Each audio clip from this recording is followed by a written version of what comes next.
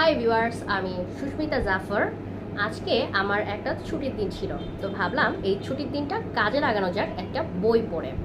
গত সপ্তাহে আমার কাছে একটা সারপ্রাইজ গিফট আসে, সেটা হচ্ছে এই বইটা, পঞ্চ রোমাঞ্চ।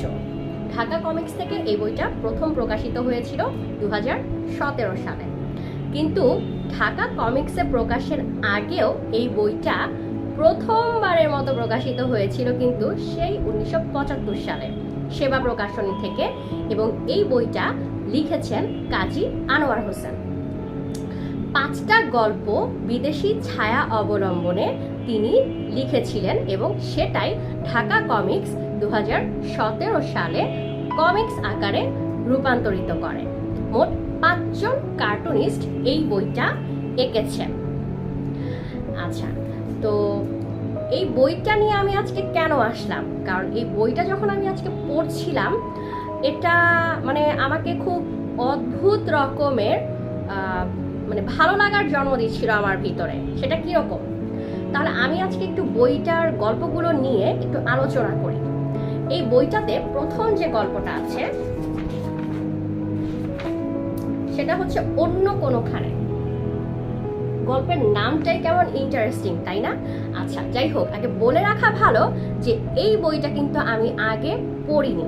কমিক্সটা প্রথমেই আমি বইটা অ্যাকচুয়ালি কমিক্স থেকেই আমি পড়ছি। বইটা আমার পড়া হয়নি, মূল যে বইটা সেটা। তো যাই হোক, এখন বড় হওয়ার পরে কমিক্স আমার খুব একটা ভালো লাগে না। ছোটবেলায় অনেক অনেক অনেক কমিক্স পছন্দ করতাম, কিন্তু বড় হওয়ার পরে দেখা গেল যে কমিক্সে ততটা আগ্রহ পাই না। এজন্য আমি কালেকশনও খুব কম করি এবং পড়াও হয় না। কিন্তু এই বইটা আমি আজকে যত পড়ছিলাম তত এটার গভীরে ঢুকে যাচ্ছিলাম। তো অন্য কোনোখানে গল্পটা এরকম যে আমাদের দৈনন্দিন জীবনে এরকম হয় না যে কাজ করতে করতে খুব একঘেয়ে লেগে যায়, তারপরে দেখা যায় যে কাছের মানুষ যারা, তাদের জন্য আমরা অনেক করছি, তাদের জন্য আমাদের অনেক অনেক অনেক দায়িত্ব। তো এত কিছু করতে করতে একসময় না আমরা হাঁপিয়ে যাই, আমাদের আর ভালো লাগে না। মনে হয় যে এই যে ঠিক এই সময়টা থেকে বা এই জায়গাটা থেকে যদি আমি একটু হারিয়ে যেতে পারতাম বা অন্য কোথাও চলে যেতে পারতাম, এরকম লাগে না? লাগে তো, আমাদের সবারই এরকম লাগে। তো এই গল্পটাতে কি হলো যে গল্পের যে মূল চরিত্র, উনি একটা ট্রাভেল এজেন্সিতে গেল। উনি একজন মাতাল লোকের কাছ থেকে এই ট্রাভেল এজেন্সির খবর পায়। আচ্ছা, ট্রাভেল এজেন্সিটার নাম খুব সম্ভবত ড্রিম ট্রাভেলস। হ্যাঁ, এটা হচ্ছে ড্রিম ট্রাভেলস। তো সে সেই ড্রিম ট্রাভেলসে যায় এবং যে ওখানে তাড়াহুড়া করা যাবে না। ওখানে আমার যে চাহিদাটা, এটা খুব আস্তে ধীরে কৌশলে বোঝাতে হবে যে ওখানে যিনি ট্রাভেল এজেন্ট আছেন তার কাছে খুব আস্তে ধীরে কৌশলে বোঝাতে হবে যে আমি এই যে আমার বর্তমান যে পরিস্থিতি, এই জায়গা থেকে আমি অনেক দূরে চলে যেতে চাচ্ছি যেখানে শুধু সুখ আর শান্তি। তো এরকম কোনো জায়গা কি আছে এই পৃথিবীতে? আর যদি পৃথিবীতে এরকম জায়গা না থাকে তাহলে নিশ্চয়ই পৃথিবীর বাইরে আছে। তাহলে এই গল্পটা যখন আপনারা পড়বেন তখনই বুঝতে পারবেন যে কিভাবে ওই সুখ আর শান্তির সময়টাতে বা সুখ ও শান্তির ওই ড্রিমের দেশটাতে, স্বপ্নের যে দেশ আমি যেটা চিন্তা করি, ঝামেলা মুক্ত একটা দেশ, সেখানে কিভাবে চলে যাওয়া যায়। তো এই গল্পটা পড়লেই এটা জানা যাবে। তাহলে আমি পুরোটা না বলি, এই বইটা যখন আপনারা পড়বেন এবং এই কমিক্সটা যখন আপনারা পড়বেন তখন জানতে পারবেন যে কিভাবে ওই দেশটাতে পৌঁছে যাওয়া যায়, বা আমাদের যে গল্পের যে মূল চরিত্র সে কি আদৌ পৌঁছাতে পেরেছিল। দ্বিতীয় যে গল্পটা আছে সেটার নাম হলো ঝামেলা। এই যে কিসের ঝামেলা? আচ্ছা, আমরা তো মানুষ, তাই না? কেউ কি মানুষকে চিনেন? অদ্ভুত লাগতেছে না? আচ্ছা, এই মানুষ কারা? মানুষ হচ্ছে আমাদের এই যে আমরা মানুষরা, আমরা কি করেছিলাম, আমরা প্রাচীনকালে অ্যাটম ভাঙতাম। তো অ্যাটম ভাঙতে ভাঙতে ভাঙতে সেখান থেকে যে সেকেন্ডারি রেডিয়েশন বের হতো, সেটার জন্য কিছু কিছু মানুষে পরিণত হয়ে গেল। আর সেই মানুষদের নিয়েই এই ঝামেলা গল্পটা। কয়েকজন মানুষ চট্টগ্রামের পাহাড়ি এলাকায় নিশ্চিন্তে বসবাস করছিল, কিন্তু ৭১ সালে আমাদের মুক্তিযুদ্ধ শুরু হয়ে যাওয়ায় ওরা একটু ভয় পেয়ে গেল। ওরা ঠিক করলো ওরা আর চট্টগ্রামে থাকবে না, ওরা চলে গেল ওদের চাচাতো ভাই যেখানে থাকে, আমেরিকার কেন্টাকি অঞ্চলের পাহাড়ে। তো কেন্টাকি অঞ্চলের পাহাড়ে এতদিন তো মানিক একা একা বেশ আরামেই ছিল, ঘুমিয়েই কাটাচ্ছিল। কিন্তু এখন যখন বাংলাদেশ থেকে মানুষের একটা পুরো ফ্যামিলি ওখানে চলে গেল, তখন তো আশেপাশের লোকজন থরথর শুরু করে দিল। তারা কি করলো, ওদেরকে নিয়ে জেলখানায় পুরে দিল। আর সেই জেলখানায় ঘটতে লাগলো মজার মজার সব কাণ্ড। কিভাবে জানেন? মানুষরা কিন্তু উড়তে পারে, আর ওরা কি করতে পারে, ওরা একজনের মস্তিষ্কের সাথে আরেকজনের মস্তিষ্ক সংযোগ করতে পারে, সংযোগ করে যোগাযোগও করতে পারে, এবং যে মিথ্যে কথা বলে তাকে দিয়ে সত্যি কথাও বলাতে পারে। অদ্ভুত না? তো এইরকমই মজার মজার ঝামেলা দিয়ে মানুষরা ঠিকই একটা গল্প রচনা করে ফেলে। এরপরে তৃতীয় যে গল্প আছে সেটা হচ্ছে ক্যান্সার।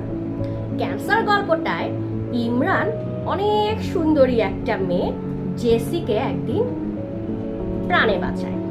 তারপর কি হয়, ইমরানের কিন্তু দুর্বল হার্ট ছিল, আর সেই জেসি কি করে জানেন? সে ডাক্তার না হয়েও কি করেছিল, ইমরানের দুর্বল হার্টটাকে চেঞ্জ করে ফেলেছিল।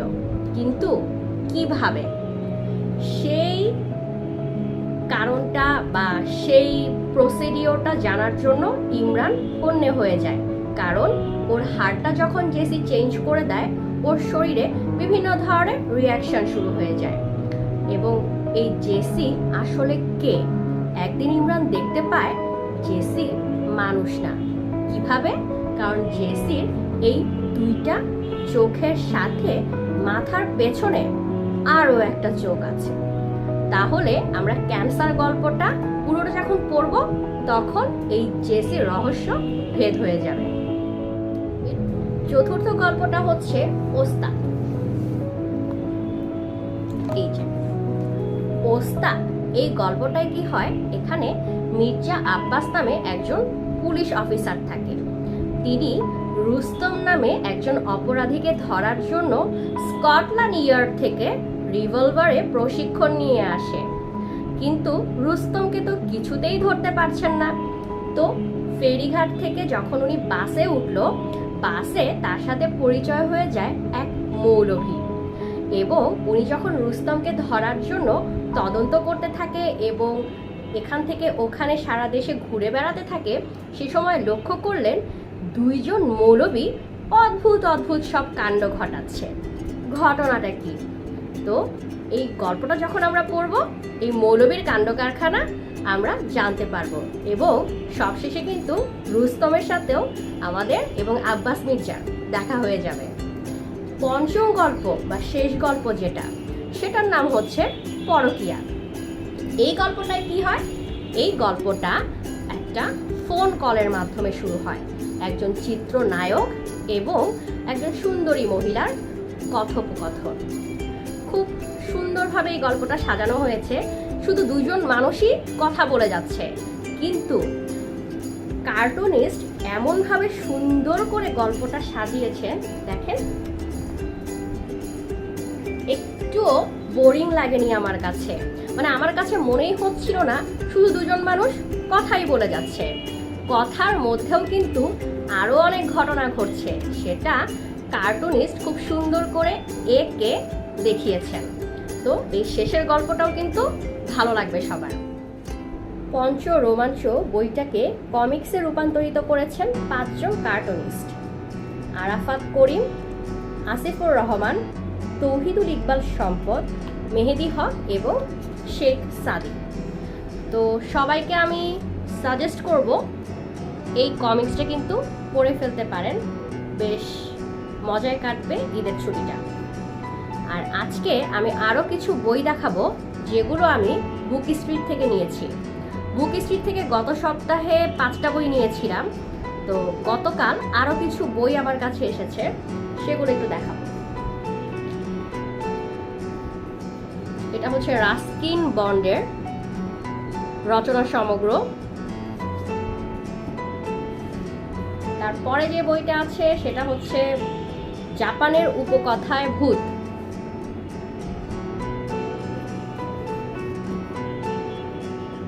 এর পরের বইটা হচ্ছে শুকতারার 101 ভূতের গল্প। এটা হচ্ছে 4 নাম্বার সমগ্রটা। 3 নাম্বার সমগ্রটাই আমি গত সপ্তাহে নিয়েছি, আর আগের দুটো আরো আগে কালেকশন করেছিলাম।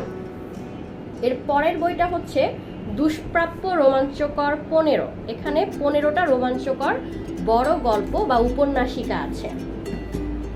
তারপরে যে বইটা সেটা হচ্ছে ভগীরথ মিশ্রর গল্প সমগ্র। হ্যাঁ, আমি গল্প পড়তে খুব পছন্দ করি, এই জন্য কোনো গল্প সমগ্র দেখলে আমার খুবই লোভ লাগে এবং আমি সেটা সংগ্রহ না করে অ্যাকচুয়ালি পারি না। তো এর পরের বইটা হচ্ছে নবকল্লোলের 60-এ 60। এখানেও 7টা গল্প রয়েছে। এই বইটার জন্য আমি অনেকবার বুক স্ট্রিটে নক দিয়েছি। নির্বাচিত রহস্য রোমাঞ্চ অমনিবাস, এই বইটার জন্য আমি মোটামুটি বুক স্ট্রিটে 2 বা 3 বার নক দিয়েছি। তো যে কয়বার নক দিয়েছি সে কয়বারই শুনেছি যে এটা সোল্ড আউট হয়ে গিয়েছে, কারণ দেখা যায় যে প্রতিদিনই আমার বুক শপগুলো চেক করা হয় না। তো প্রায় 5-6 দিন পর পর যখন সময় পাই তখন এক একটা বুক শপ চেক করি। তো ততদিনে দেখা যায় যে আমি যে বইটা চাই ওগুলার অনেকগুলাই সোল্ড আউট হয়ে গেছে। তো পরশুদিন বইগুলো পাঠানোর আগে বুক স্ট্রিটের ভাইয়া উনি আমাকে ইনবক্সে জানালেন যে এই বইটা চলে এসেছে। তো আমি তো খুশিতে অস্থির। তো যাই হোক, আর সব শেষে যে বই দুইটা দেখাবো এগুলো হচ্ছে দেশ বিদেশের গুপ্তচর, আরেকটা আছে দেশ বিদেশের গুপ্তচর মিথ ও ইতিহাস। তো এই বইগুলা হচ্ছে এই সপ্তাহে নিলাম। বুক স্ট্রিটে অরিজিনাল ইন্ডিয়ান বুকগুলো পাওয়া যায় এবং আমি বুক স্ট্রিট থেকে মূলত অরিজিনাল ইন্ডিয়ান বইগুলো সংগ্রহ করি। আর এমনিতে আমি বই কালেকশনের ক্ষেত্রে ধিকে খুব পছন্দ করি, ধি বুক শপ অথবা বই পড়ি, দূরবীন এগুলো। তো আজকে এই পর্যন্তই। সবাইকে নববর্ষের শুভেচ্ছা, সবাই ভালো থাকবেন, আর কে কি বই পড়ছেন শেয়ার করবেন। সবাইকে আবারও অনেক অনেক ধন্যবাদ এবং শুভরাত্রি।